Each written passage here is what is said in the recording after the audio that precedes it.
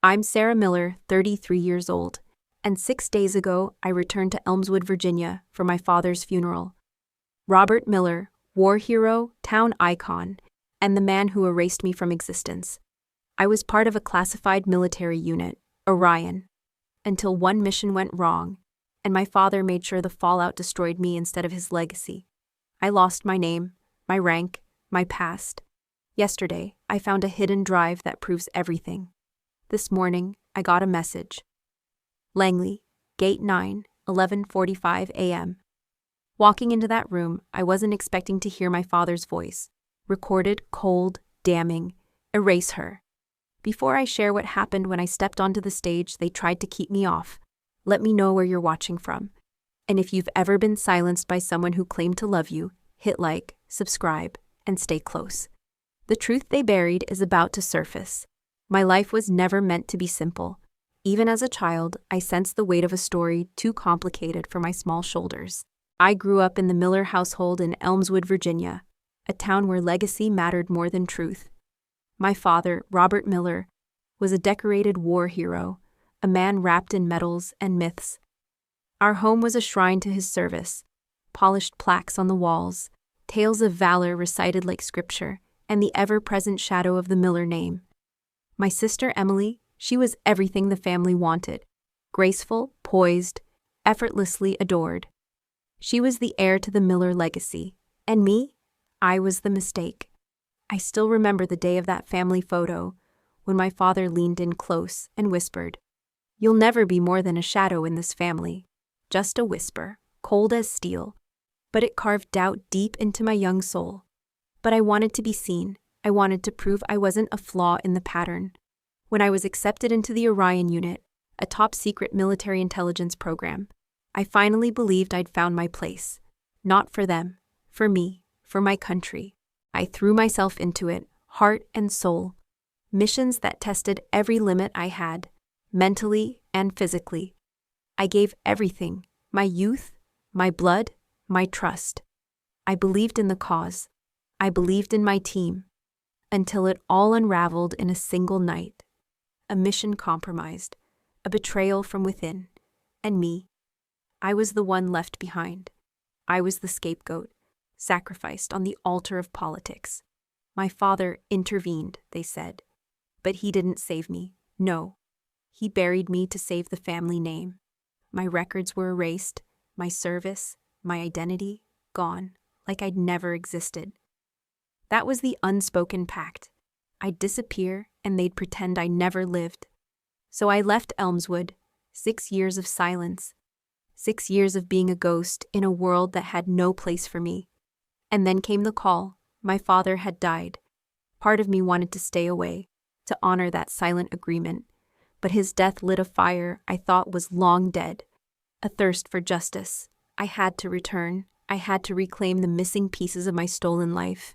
My old truck groaned along the gravel road, each crunch under the tires echoing old memories I'd tried to forget. Elmswood hadn't changed. Still quaint, still polite, still fake. Eyes followed me as I stepped out of the truck.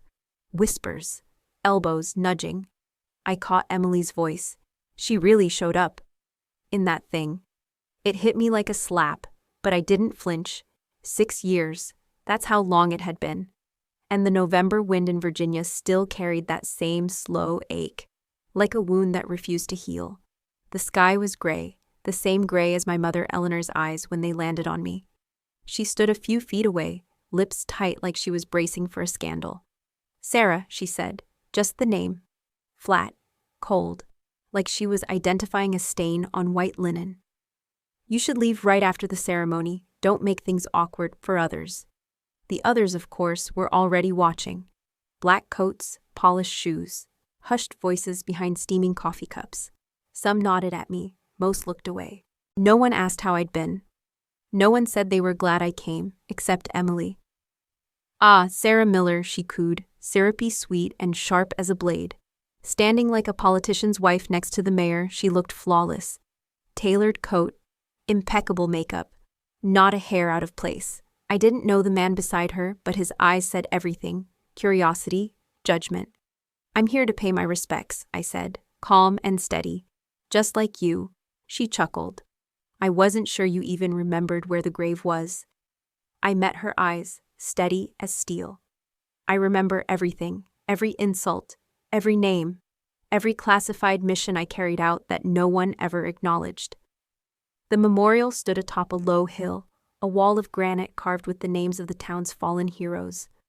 The Orion unit had its own plaque, polished and pristine, and empty.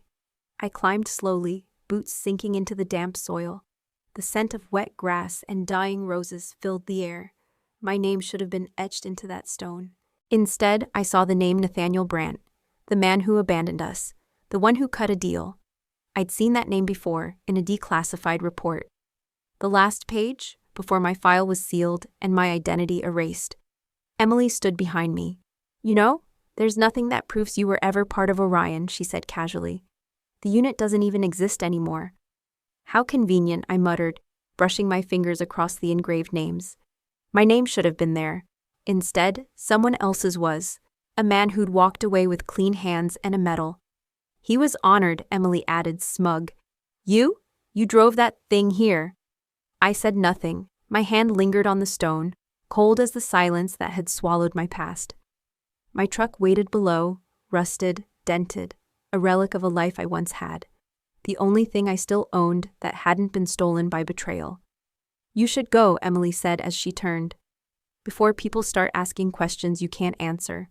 I watched her walk away, her heels leaving sharp impressions in the grass. Around me, the ceremony rolled on. Folded flags, shaky salutes, hollow eulogies. My father's name was spoken with reverence, but it rang like a script. No one mentioned how he pulled the strings to erase me. No one spoke of the deal he made to protect someone else's legacy. I stared at the plaque, at the lies etched in stone. And for the first time in years, I whispered the words I'd never dared say aloud. I won't let him bury me twice. The town revered the Orion unit like saints, untouchable, immortal. But no one ever asked who struck the match that burned them down. The Miller house, my childhood home, was lined with photos of folded flags and gleaming medals, each frame like a prayer to a silent god. The place hadn't changed much. Maybe the paint had faded. The stairs groaned louder, but the soul of the house remained frozen in time. The air was thick with lemon oil and old wood, as if grief had been scrubbed and polished, then sealed behind glass, neat, distant, and safely untouchable. In the living room, people murmured over lukewarm tea. Their voices rehearsed, solemn.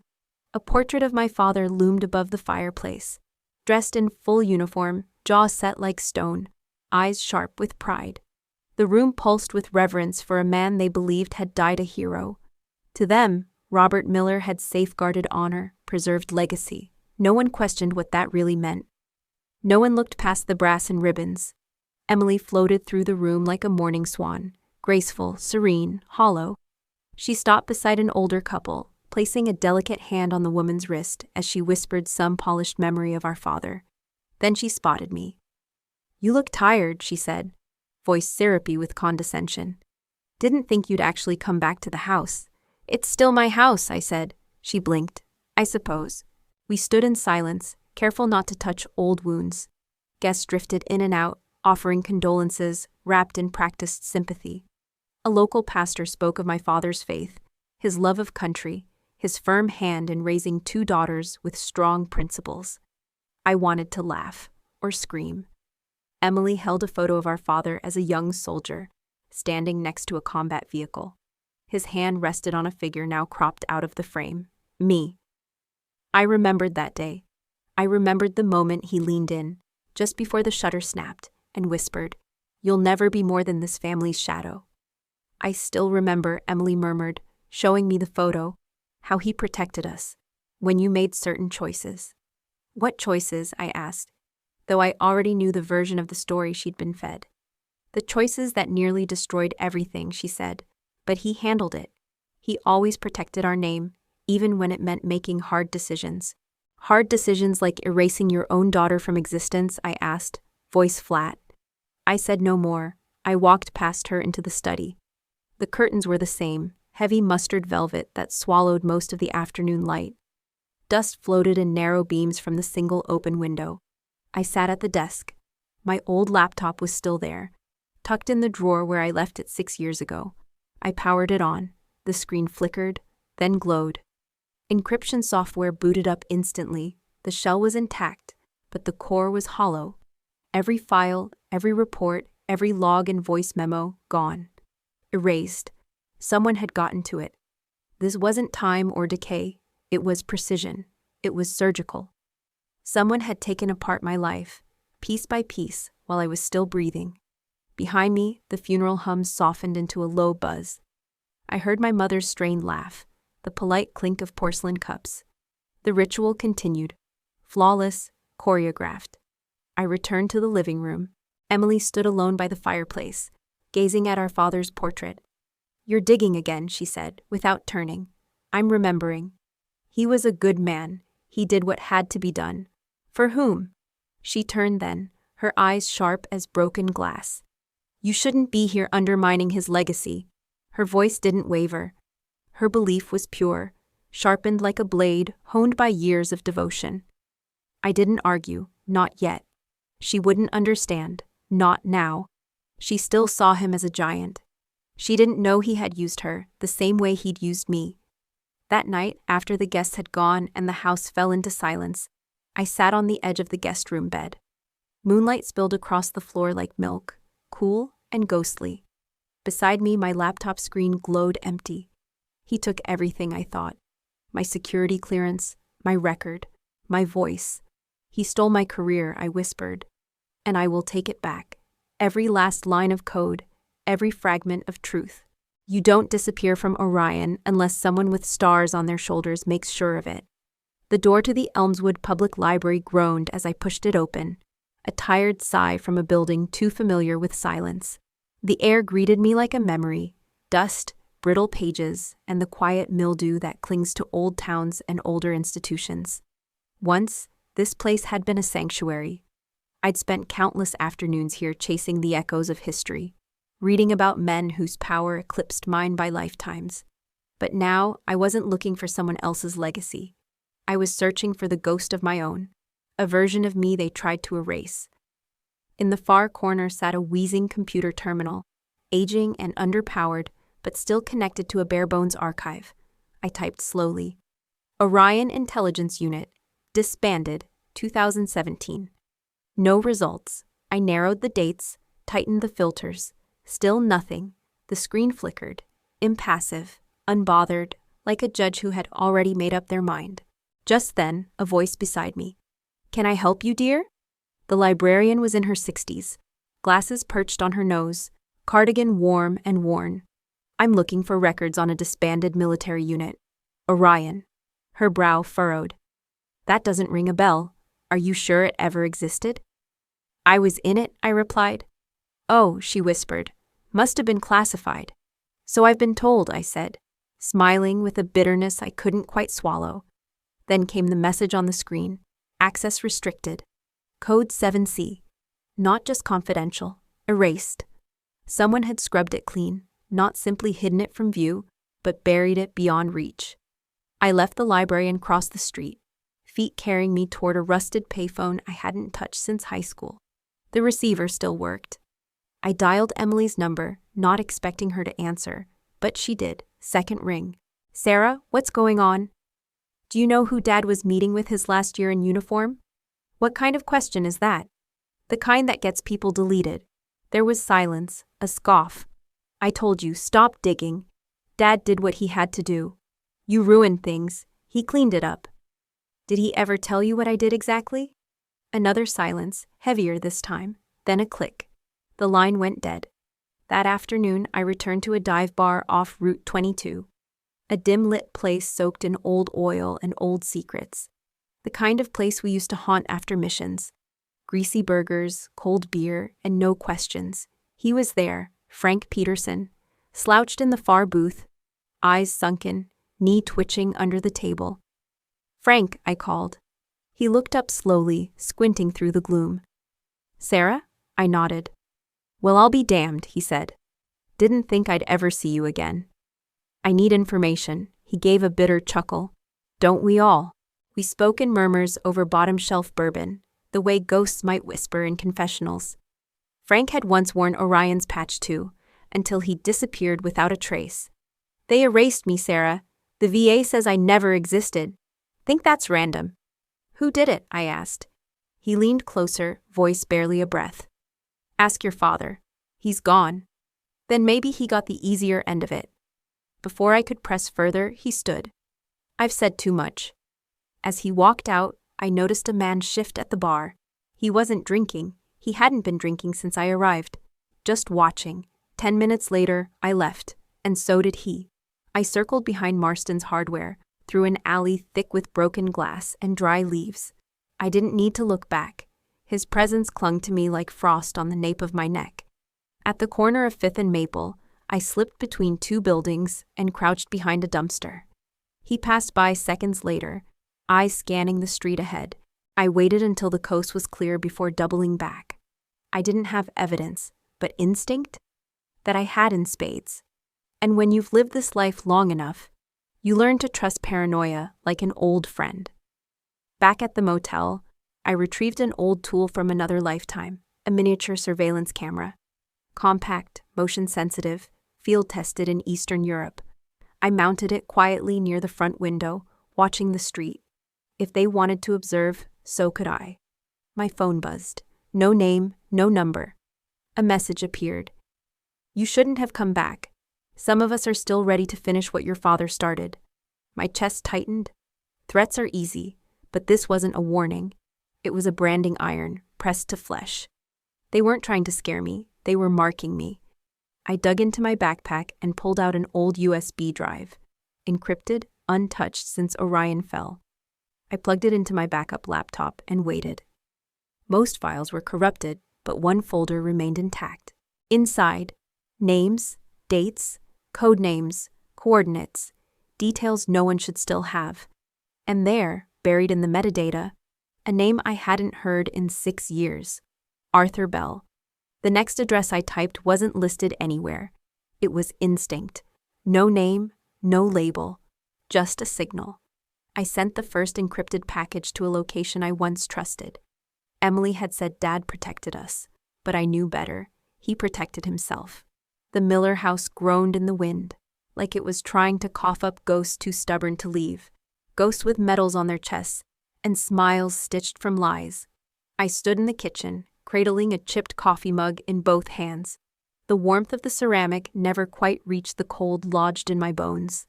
Emily entered without so much as a glance, wrapped tightly in her bathrobe, damp hair clinging to her neck. She moved on instinct, straight to the fridge, every motion mechanical. Silence settled between us, heavy and waiting. Finally she spoke. Someone called the house. I looked up slowly. Who? A man, she said. Said he used to work with Dad, with Orion. My pulse quickened, though I kept my expression neutral.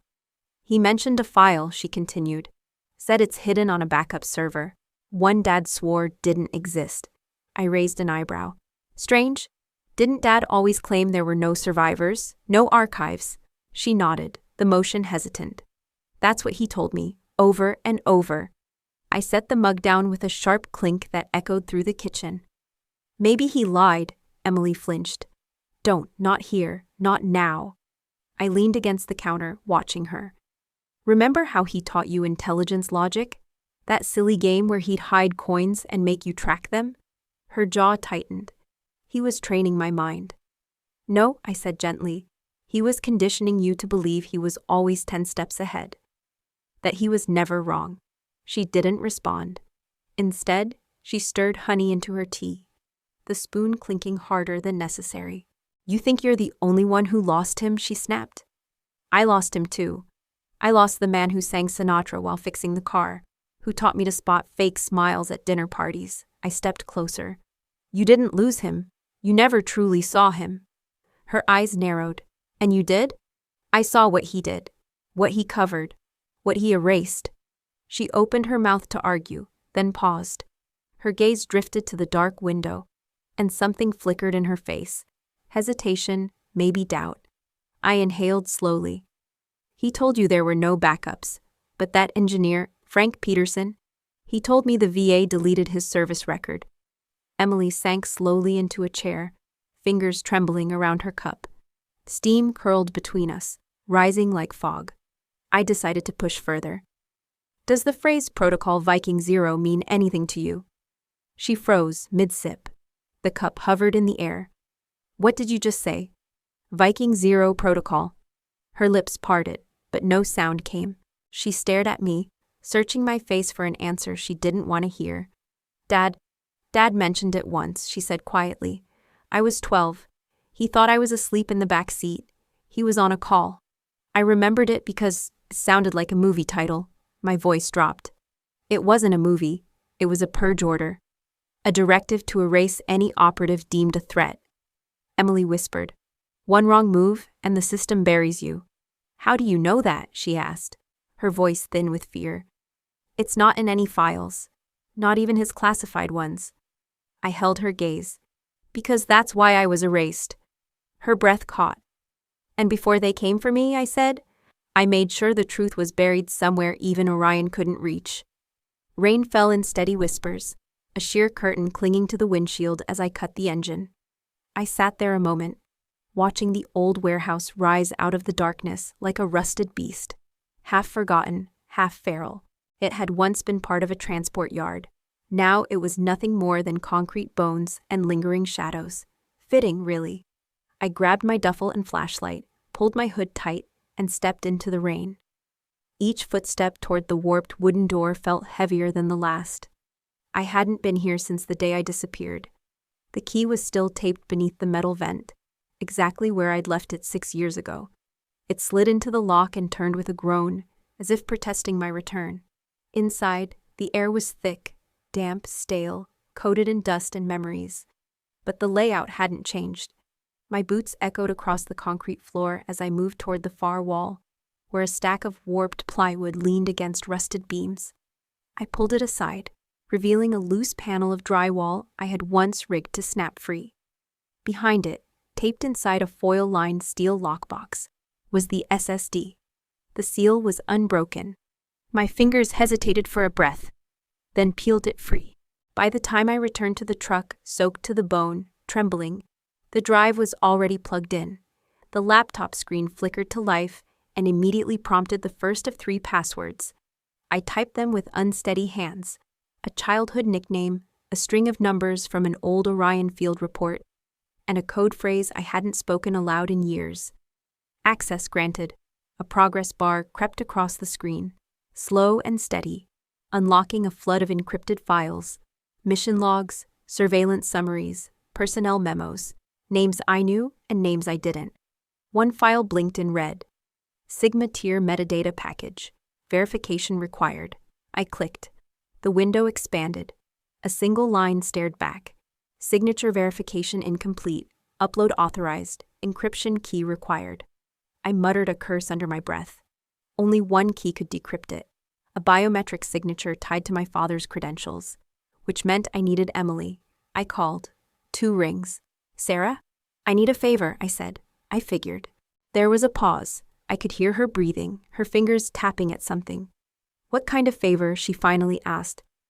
Dad's old access key, the one tied to Orion's Black Tier archive. I need you to send it. I'm not even supposed to have that. But you do. Another pause, longer this time. Why? Because I need to prove something, and I think you're starting to want the truth too. I braced for her to hang up.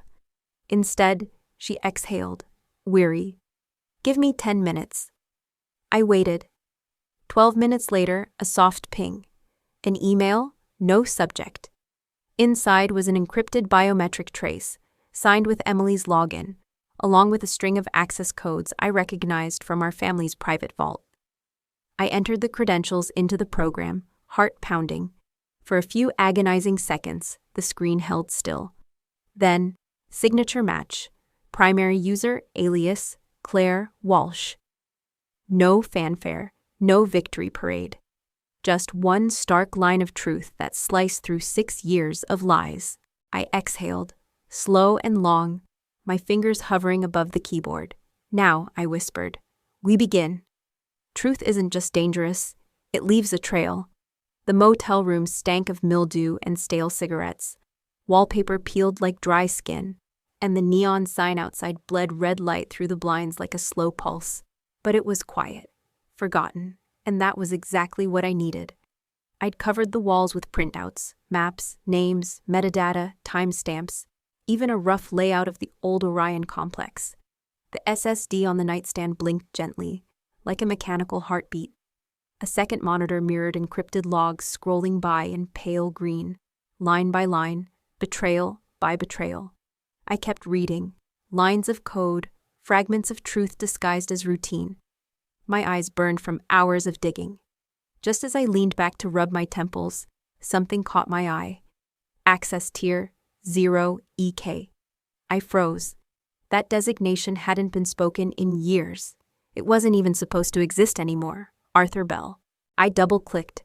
A string of encrypted entries loaded one after another, each stamped with Orion's internal timestamp and locked under secure metadata headers. But these weren't field reports. They were audit logs, proof of deliberate alterations to my personnel records. Then it stared back at me, the author tag blinking cold and undeniable. Robert Miller. My father, his ID, his clearance signature, his fingerprint override. He had rewritten my deployment records, deleted entire tours, falsified post-op reports, replaced my name with another operative's. There it was, in hex code and monochrome logs, the methodical dismantling of everything I had built. Every mission, every scar, every sleepless night erased like chalk in the rain. The laptop pinged. An incoming video call. Emily, I answered. She appeared on screen, eyes wide and glassy, wearing an old hoodie that hung off one shoulder. Sarah, she said, voice trembling. I opened the folder. I saw his name. I saw what he did. I stayed silent. Her voice cracked. We can't use this. You'll destroy everything he built. No, I said softly. He already did that. I'm just holding up the mirror. Sarah, please. I'm not stopping. For a moment, I thought she'd end the call. Instead, she looked away, her voice smaller. What is Tier 0 access? It's what you use when you want something to disappear, I answered. For good. Before she could respond, a new alert appeared. An embedded audio file inside the Arthur Bell directory. I clicked. A weak, raspy voice poured from the speakers, like a message from beyond. If you're hearing this, it began. Someone finally broke the seal. Know this. You're not crazy. They built the lie and forced you to live inside it. Sarah, if it's you, I'm sorry. I tried. They came for me first. It was Arthur Bell. He sounded exhausted, broken, but not beaten. The silence that followed was heavier than any scream. My inbox pinged. A single auto reply from David Hayes. He hadn't sent anything since the night I handed off the drive. I opened the message, expecting silence, but found one stark line instead. A blinking cursor pulsed beneath it, like he was still deciding whether to say more. Then the message expanded. Are you sure you want to see this through? I stared at the screen for a moment, then typed, Do you know Arthur Bell? His reply came instantly. I recruited him. You don't shake a ghost like Bell. Not when his trail leads straight back to Langley. I sipped the worst cup of coffee I'd had in years and looked out the cafe window. The kind of place you pass 100 times but never step into. Cracked vinyl booths, a chipped high-gloss floor, and a dying refrigerator humming in the back, like it resented being alive. But it was perfect. My laptop sat open on the table in front of me, screen dimmed but still warm with purpose. On it, a new identity blinked softly. Veritas Node 88.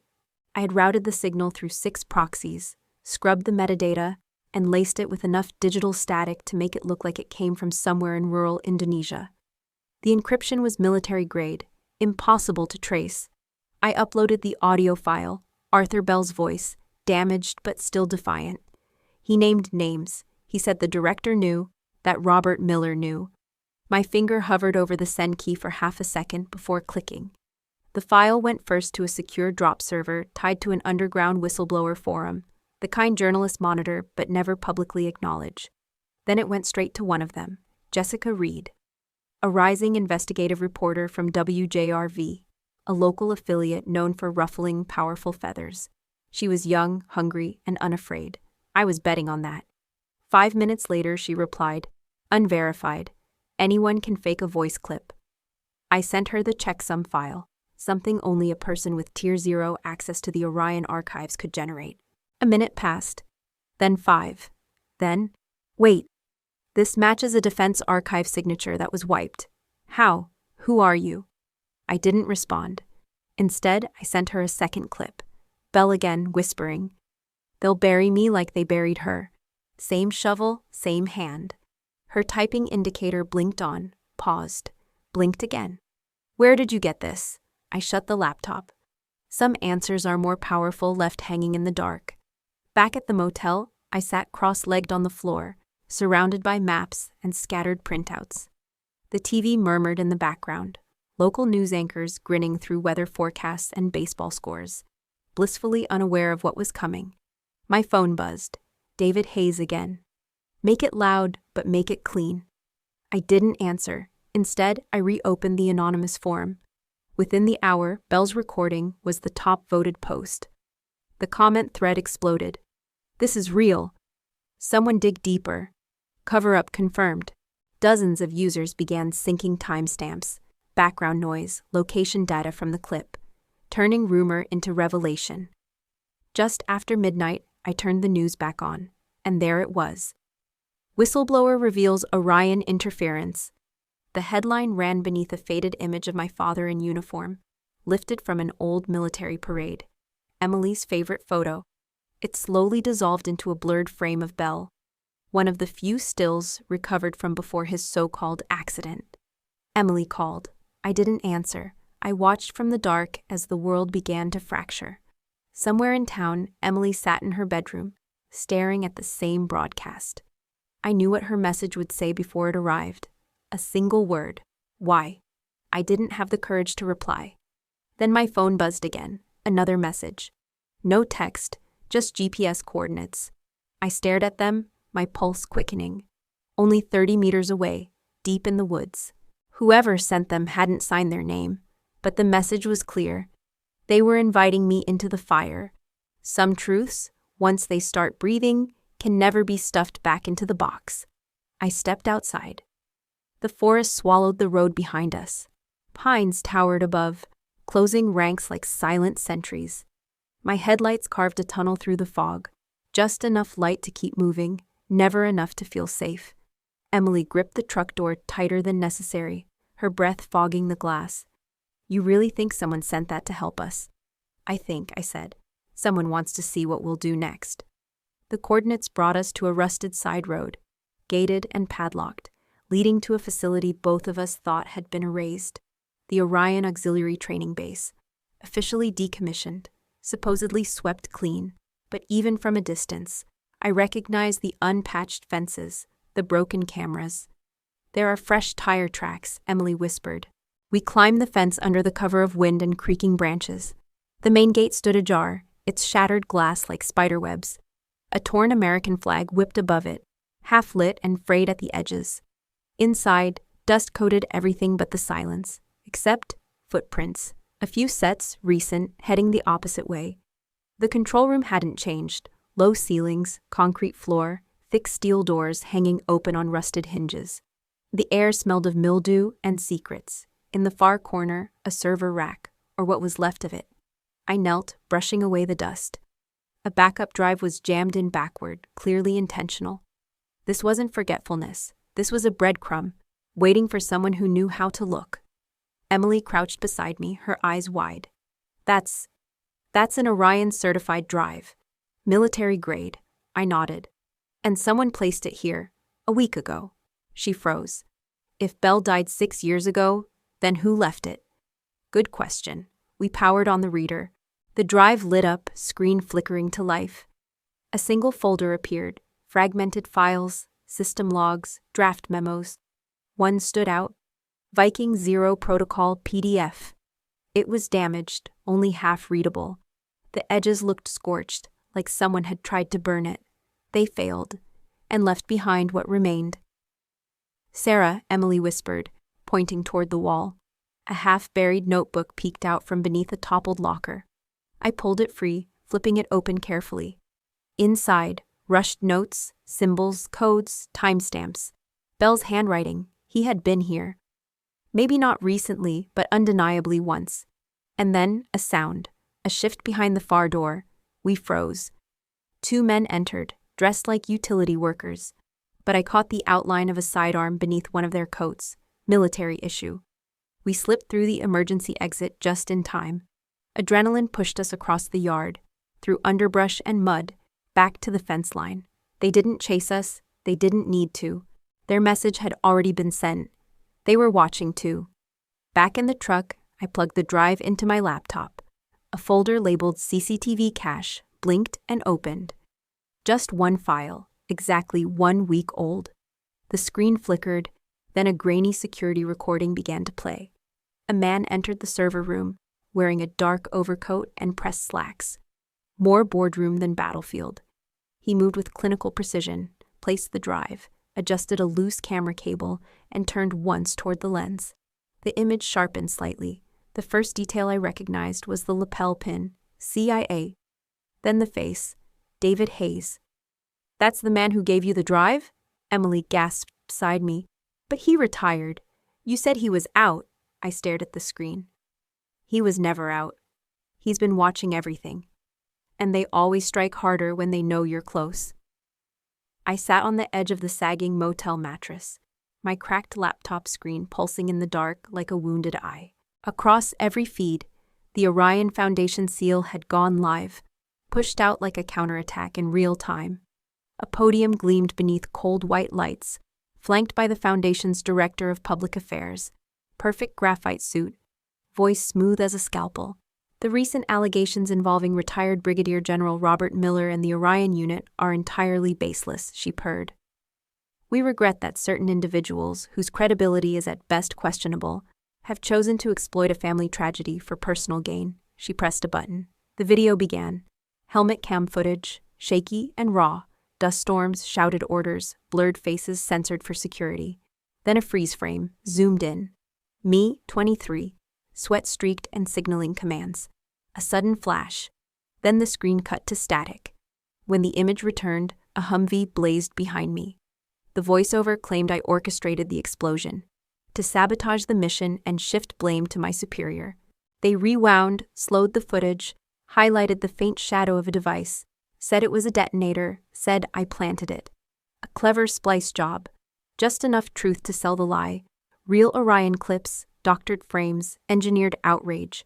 Next to me, Emily bowed her head, clutching a foam coffee cup until it bent in her hands. "That's not how it happened," she whispered, her voice trembling. "I was in middle school, but I remember that night. You called. You were hurt. You saved people." "Breathe," I said, though my own heart was pounding. They're not talking to the people who remember. They're talking to the ones who never knew. On screen, the spokesperson kept going. "We will pursue legal action against Ms. Miller for defamation and unauthorized release of classified materials." Emily's phone buzzed and lit up with notifications. Headlines, voicemails, reporters flooding our feeds. Then a message from our mother flashed. "Please stop. You're tearing apart what's left of this family. That woman on the news isn't my daughter." Emily's face went pale.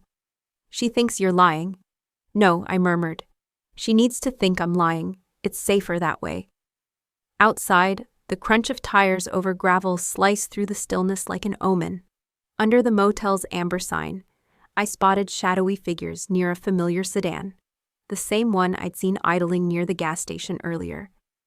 Its tinted windows shielded intent, but the quiet hum of its engine was enough to confirm what it came for.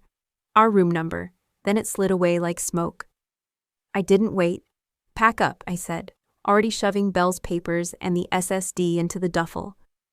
Emily's hands were trembling so hard, she dropped a full stack of notes, and I caught them mid-fall without comment as the rain pelted the roof above. We slipped through the rear exit and climbed into the truck, headlights off, breath held. 2 miles down the highway, I caught the gleam of familiar taillights sliding into our lane.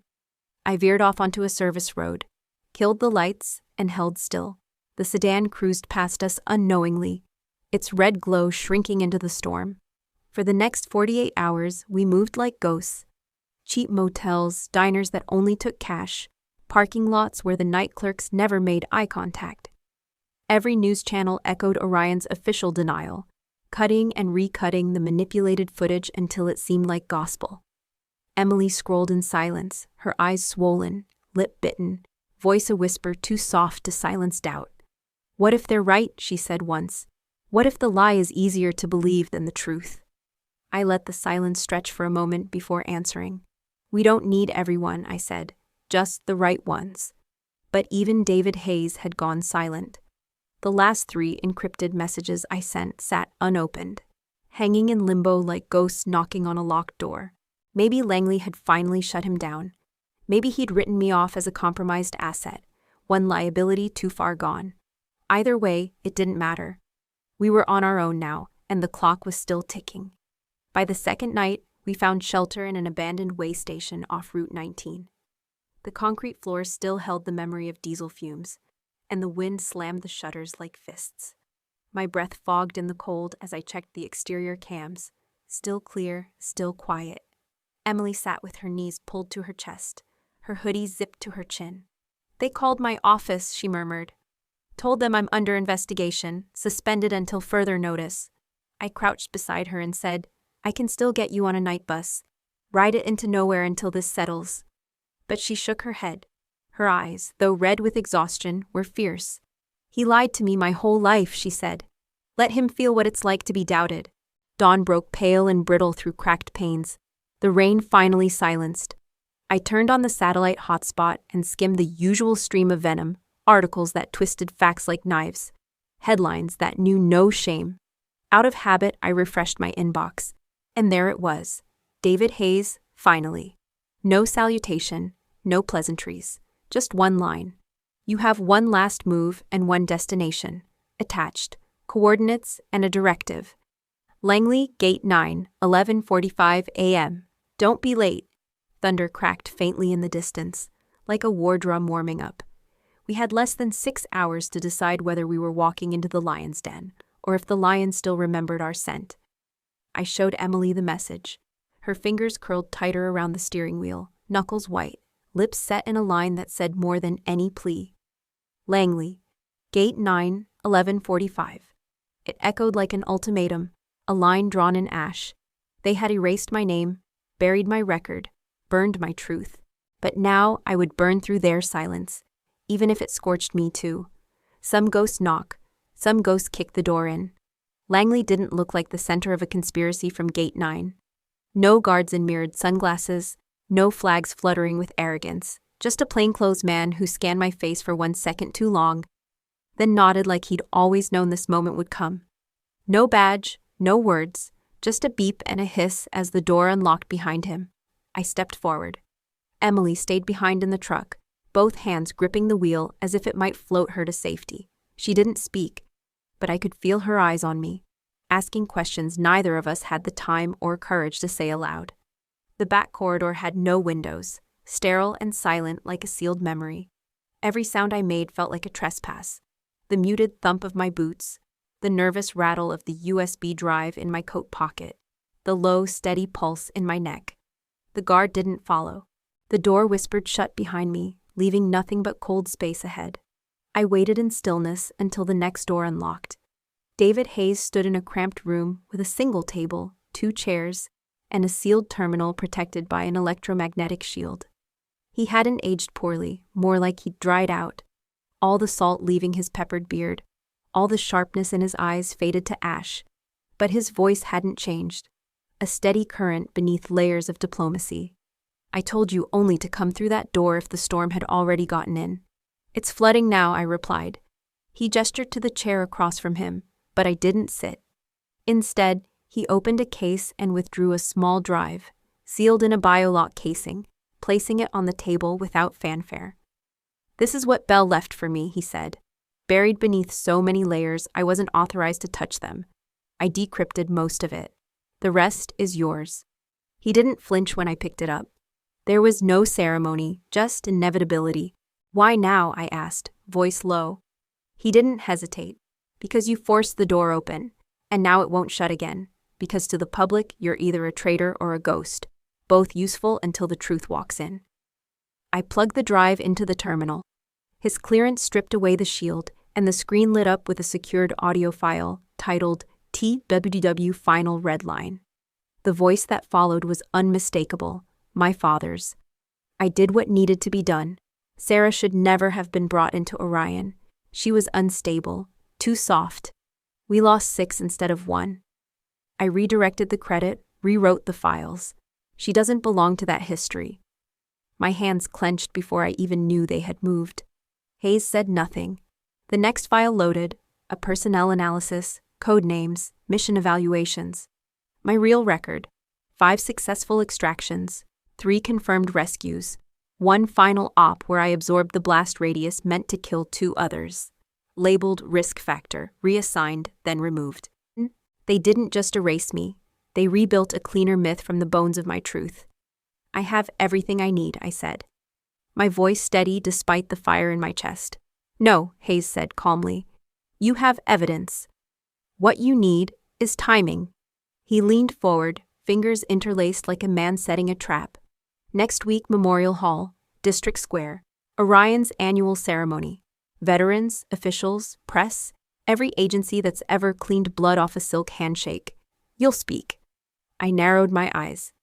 You think they'll just hand me a mic? He shook his head. No, but they won't be able to cut the feed once it starts. He slid over a printed itinerary. Keynote speakers, security details. 1 final name at the bottom. Undisclosed whistleblower, protected status. I stared at the paper. It's a setup. No, he said.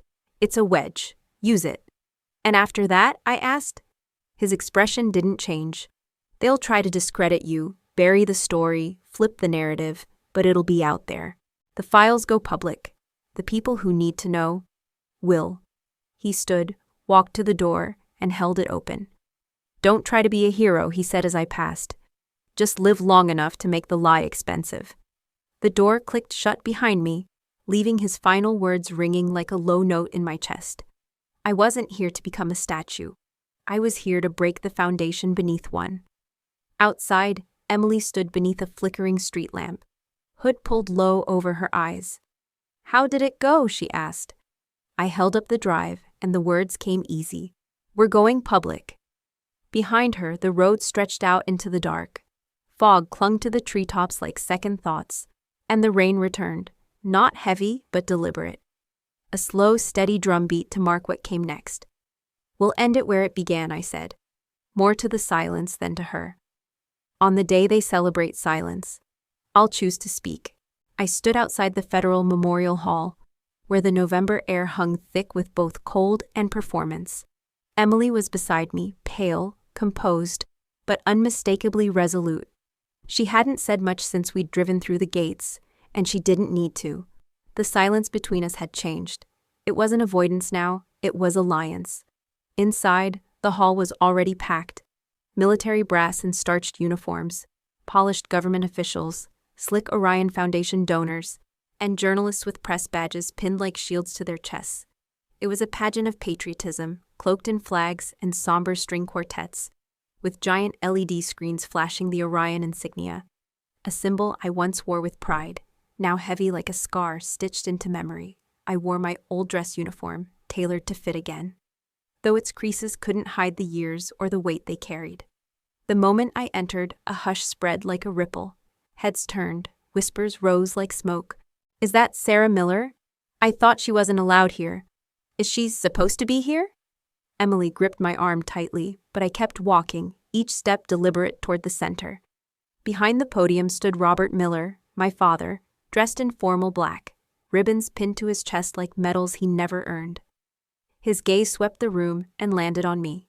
It lingered for only a second, a flicker of recognition behind the mask, before settling back into polished indifference. The ceremony began.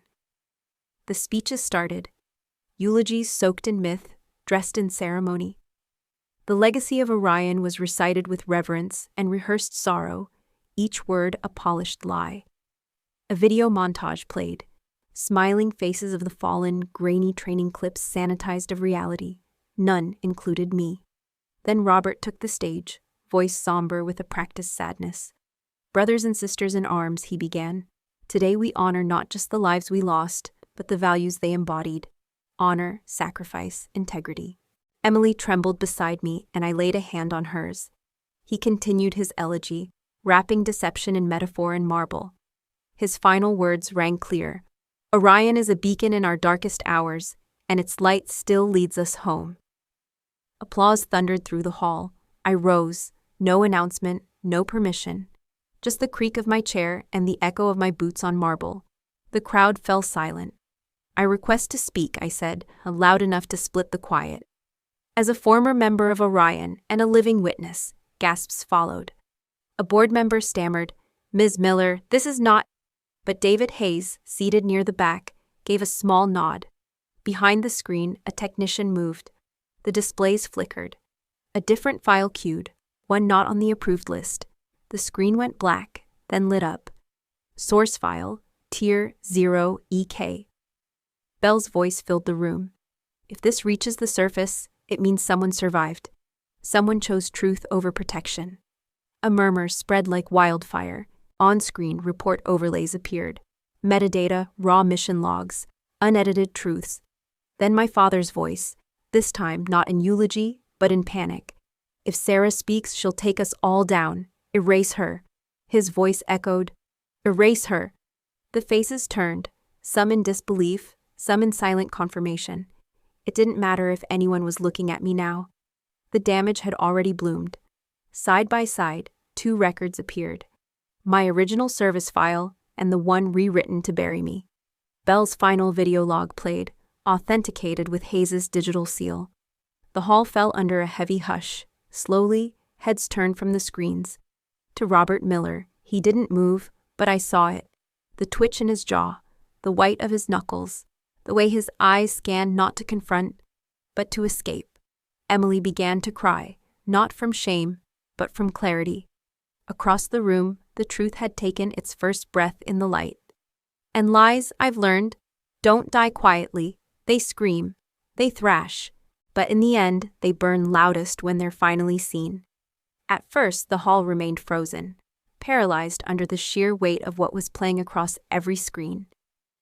Robert Miller's voice, raw and unfiltered, still echoed faintly from the speakers. Erase her! But silence never lasts forever.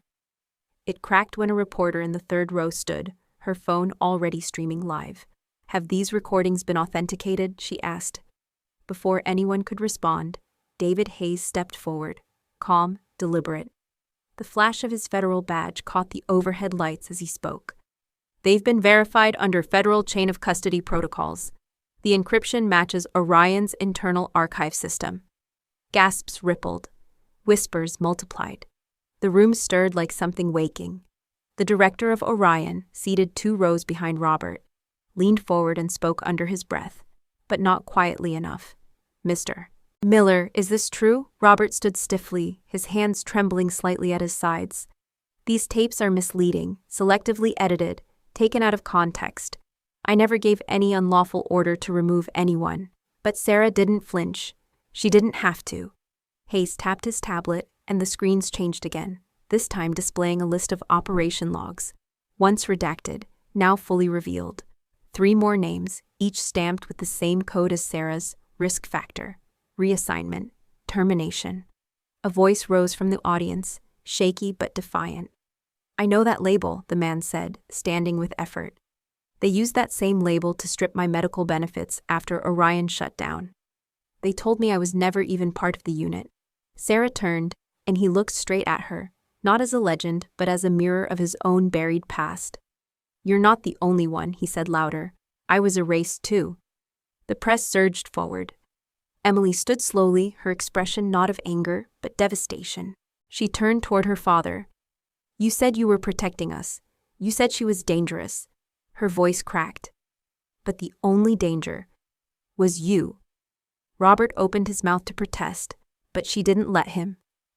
You did it for yourself, she said, her voice rising. To keep your record clean, to preserve your myth. She looked to Sarah then, eyes searching. Sarah remained still, saying nothing. Another voice joined the storm, Jessica Reed, now broadcasting live.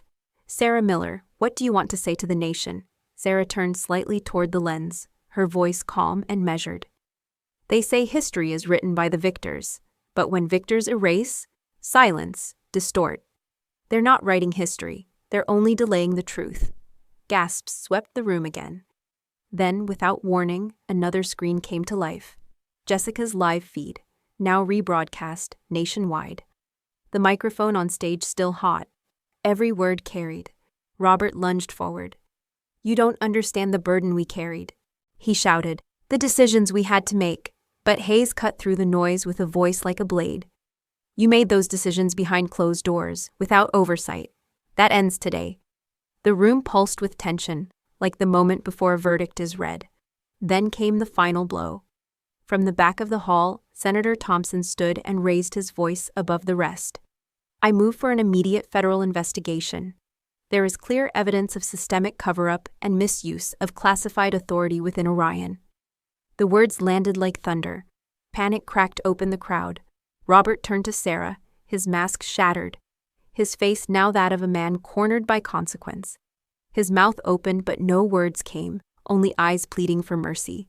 Sarah stared back. In that moment, everything else faded. Press, veterans, the cyclone of questions. All she saw was the man who had raised her, and then buried her. She said nothing. She didn't nod. She simply turned her back and walked away. They built a legacy on ashes. Now they can watch it burn. Outside, the marble steps of the federal building shimmered beneath a November drizzle, as if the storm had rained directly onto the institution itself.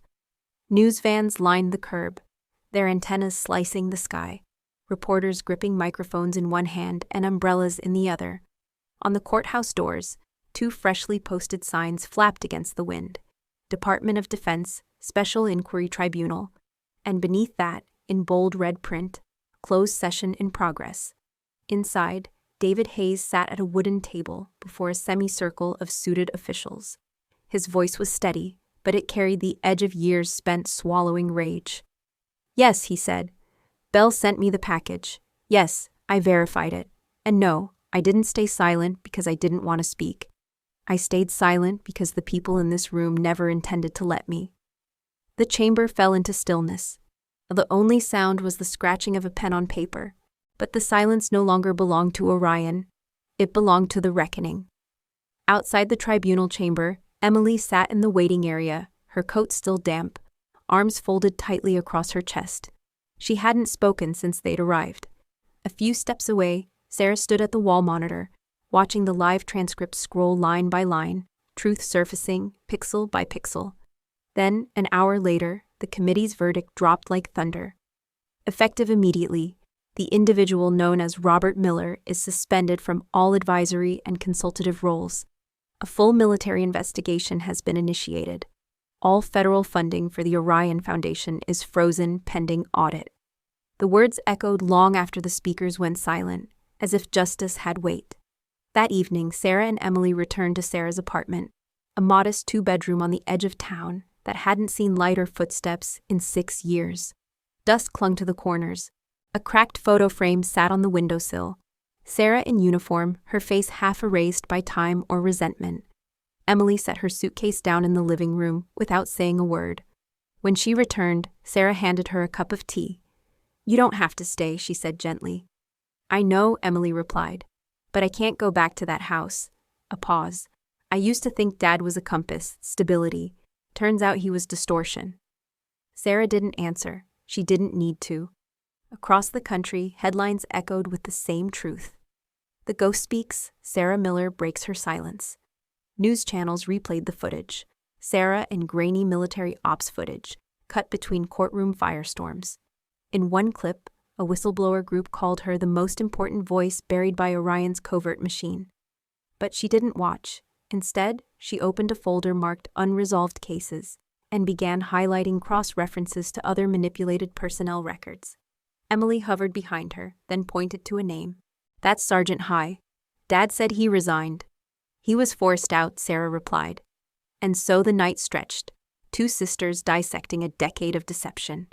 Meanwhile, inside the once formidable Orion headquarters, the lights flickered dimly in long, empty corridors. Desks sat stripped, drawers emptied. The fortress had become a husk. A single laminated sign still clung to the glass door. Administrative leave. Indefinite. And back in Elmswood, Sarah stood outside the house she grew up in. She didn't go in. Through the lace curtain, she saw her mother standing motionless at the window, looking out. She didn't wave. Neither did Sarah. Some ghosts stay, some choose to leave, she murmured, more to herself than the world. She turned away before her reflection could vanish in the glass. Justice doesn't feel like victory, it feels like survival. Sarah now lived in a different apartment, not a hiding place, but a space made of clarity. Books lined the shelves. A few photos had found their frames. On the wall hung a small plaque, Lieutenant Sarah Miller, Orion Unit, beneath a neatly folded flag. She hadn't put it up. Emily had. Outside, the rain had slowed to a whisper. Inside, Sarah typed with quiet resolve. The title at the top of the page read, "Erased to be remembered. No publisher, no deadline, just a need to recount everything from covert missions to the moment her name vanished from official memory." Her fingers moved across the keys like a steady heartbeat. Emily entered the room, holding an envelope. She hesitated before handing it over. "It's from Mom," she said. Sarah took it without expression. The envelope was plain, no return address. Inside, a single line, "I still see you." She read it once, then again. No apology, no explanation. Just a distant acknowledgement from a mother who never quite knew what to do with a daughter like her. Sarah folded the letter and placed it quietly in a drawer. Later that afternoon, she drove out to Bell Memorial Grove, a humble patch of land just past the town's edge. The air smelled faintly of cedar and rain. A single bench faced a weathered plaque bearing Arthur Bell's name. No rank, no title, just a date of death and silence. She laid a small bouquet at the base. "You saw me when I couldn't see myself," she whispered. The wind didn't answer, but somehow she felt heard. Back in town, David Hayes called. She let it ring once before answering. "They offered protection," he said. "New identity, new location." "I'm tired of hiding," Sarah replied. "They buried me long enough." Hayes didn't push. He simply said, "Then speak. Speak so loud they can't bury it again." 2 days later, inside a private CIA conference room, Sarah stood before a panel of veterans and intelligence officers. Jessica Reed sat beside Emily, not as a reporter anymore, but as a friend who had stayed long after the headlines faded. Sarah spoke plainly, without drama or embellishment, only the truth. "I didn't come back to destroy Orion," she said. "I came back because I refused to be erased. And I didn't want anyone else to be erased either." A ripple of agreement stirred through the room. Then the chairman leaned forward, his eyes sharp but kind. "Lieutenant Sarah Miller," he said. She stood straighter, her breath catching from reflex. He offered a small smile. "Welcome back." They once called her a ghost, but ghosts don't die. They linger. Spring banners snapped in the breeze like a defiant signal across the sky. The academy stage was dressed in flags, proud, unwavering beneath the morning sun. Rows of cadets sat upright in crisp uniforms, boots polished to mirrors, the weight of the future pressing on their shoulders. Sarah stood at the podium, fingertips resting lightly on its edge.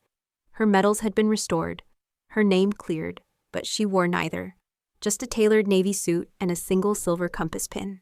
Her eyes swept the audience. Emily sat 3 rows back, hands clasped tightly, pride written across her face like quiet thunder. A live stream icon blinked in the corner of the cameras lining the aisle. Somewhere on the other end, David Hayes was watching. He hadn't said he would. He didn't need to. Sarah inhaled deeply and began. "I used to stand where you are," she said. "I had a record, a rank, a purpose." She paused. And then one day, that record vanished. My name was gone. Not because I failed, but because I asked the wrong question at the wrong time. The room leaned in. Even the air seemed to hold its breath. "What I learned during those years in silence," she continued, "is that courage doesn't always shout.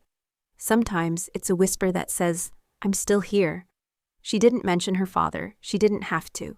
His shadow no longer weighed heavier than her own. "They said I was a mistake," she said. "But I wasn't. I was inconvenient. So they erased me." Her gaze swept over their young faces, sharp, unscarred, full of ideals not yet betrayed. But here's the thing about truth, she said, her voice steady. Even when your file says you're gone, your truth keeps breathing. And if you fight for it long enough, someone will listen. She closed with a passage from her memoir. To the erased, I see you. To the silenced, I hear you. To the ghosts they tried to bury, keep haunting. Because we do not disappear. We remember. And now, so do they. A pause, then applause, slow at first, then rising to its feet. Not for spectacle, not for sympathy, but for truth. Emily's cheeks were wet. Sarah offered a small nod before stepping down. As she walked the aisle, a young cadet stepped into her path, barely 20, eyes like forged steel, nerves trembling behind resolve. "Ma'am," he asked, "did you read my case?" Sarah didn't hesitate. Her lips curved, soft but certain. "I did." Those who once tried to bury her name now stood beneath the rubble of their own deceit. Sarah hadn't just survived their betrayal. She rewrote the ending they thought they'd sealed. Because when injustice meets relentless courage, the final verdict can echo across generations. No wall of lies stands forever against the tide of truth.